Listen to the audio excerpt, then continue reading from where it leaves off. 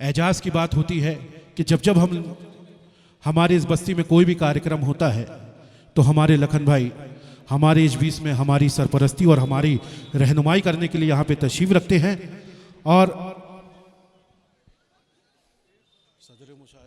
Hello, आप तमाम अहले जबलपुर और तमाम हमारे जो बुजुर्ग और नौजवान बड़ी तादाद में यहाँ तशरीफ़ रखते हैं, उनसे हम माफ़ी और माजरत के साथ हमारे क्षेत्र के लोकप्रिय विधायक भाई लखन घंगोरिया जी हैं।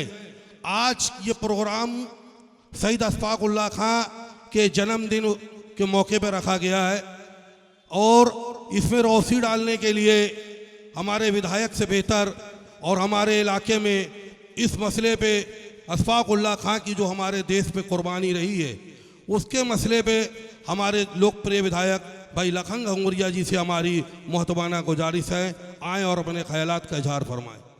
अमर शहीद अशफाक उल्लाह खां साहब की 125वीं जन्म जयंती है। सन 1900 में उनका जन्म हुआ।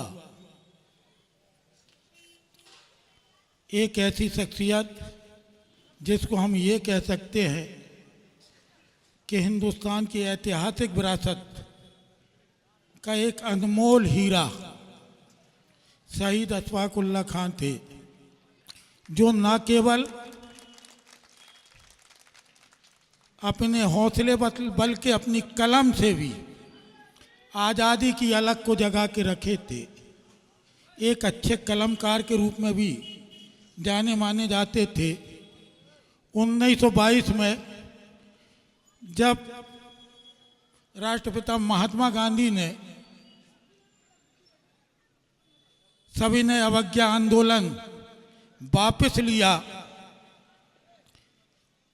तो शहीद अशफाक उल्लाह खां और उनकी पूरी टीम, जिनमें चंद्रशेखर आज़ाद से लेके राम प्रसाद बिस्मिल और रोशन सिंह और राजेंद्र लाहिड़ी जैसे उस समय के नौजवान थे। नौजवानी का खून था, जज्बा था हिंसात्मक होने का, क्योंकि नेचर होता है नौजवानी में बागी होने का। जब महात्मा गांधी ने वो आंदोलन वापस लिया तो महात्मा गांधी से उनके मतभेद थे और उनके न केवल उनके बल्कि पंडित जवाहरलाल नेहरू के भी थे। नेहरू जी ने जब इस बात को उठाया और ये सब साथ में थे, तब महात्मा गांधी ने ये बोला था कि अभी हमारे देश का अवाम इस बात के लिए तैयार नहीं है। हम अंग्रेजों से, अंग्रेजी हुकूमत से जिनका सूरज कभी डूबता नहीं है, हथियारों के बल पर उनसे नहीं लड़ सकते। जब हमारा अवाम जाग जाएगा तब हम इस आंदोलन को फिर से करेंगे। लेकिन वो जज्बात, वो मन उनका माना नहीं और उनको लगा कि आज़ादी हिंसा से मिल सकती है, तो उनने वो करके दिखाया। काकोरी रेलवे स्टेशन की एक ट्रेन जिसमें अंग्रेजों के हथियार से लेके अंग्रेजों का पैसा भी था, उसको इस मंशा के साथ लूट लिया कि इससे हम अंग्रेजों से लड़ेंगे, यदि पैसा है तो हथियार खरीदेंगे। और पकड़े गए, मुकदमा चला।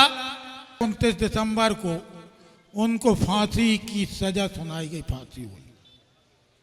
वो फैजाबाद जेल में थे। राम प्रसाद बिस्मिल उनके साथी गोरखपुर जेल में थे। एक ही टाइम पे दोनों को फांसी होना थी, एक ही टाइम पे। जब उनके साथी रियासतुल्लाह खान उनके से मिलने गए अपने वकील हजेला के साथ और उनसे पूछा कि आपकी आखिरी ख्वाहिश क्या है, आपकी आरजू क्या है, तो उनने बहुत लिमिट के शब्दों में ये बातें कही कि आरजू मेरी कोई नहीं, आरजू है तो बस इतनी,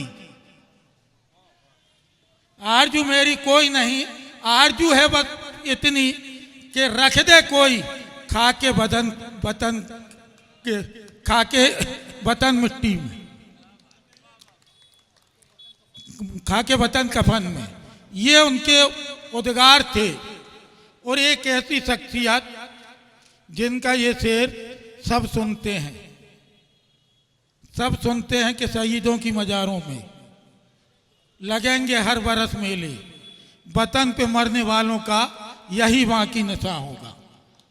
ये शेर उनका है। और आज का दौर इसलिए उनको याद करने का जरूरी है कि आज की परिस्थितियां किसी से छुपी नहीं है। दौर है, आया है, जाएगा, लेकिन नुकसान पे कितना होगा और उसमें सब्र कितना, ये आज के दौर की सबसे बड़ी जरूरत है।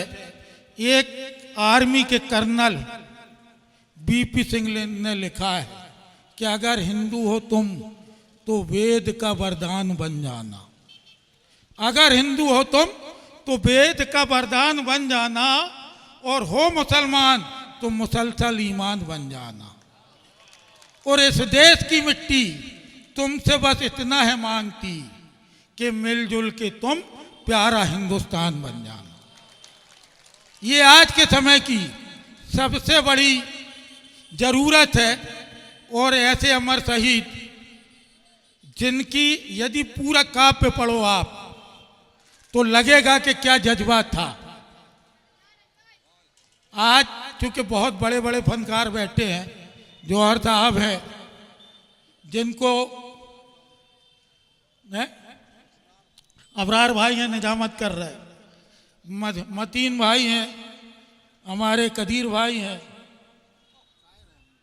कदीर भाई हैं, आमीन कुरैशी जी हैं, सामने प्रशांत मिश्रा जी बैठे हैं, पप्पू वसीम जी हैं, भूरे चच्चा जो हमारे बुजुर्ग हैं, जिनकी सरपरस्ती में यहाँ वास्तव में सांप्रदायिक ताकतों से लड़ना पड़ता है, लड़ा जाता है। यहाँ जौहर साहब, यहाँ का प्रशासन भी अलग है।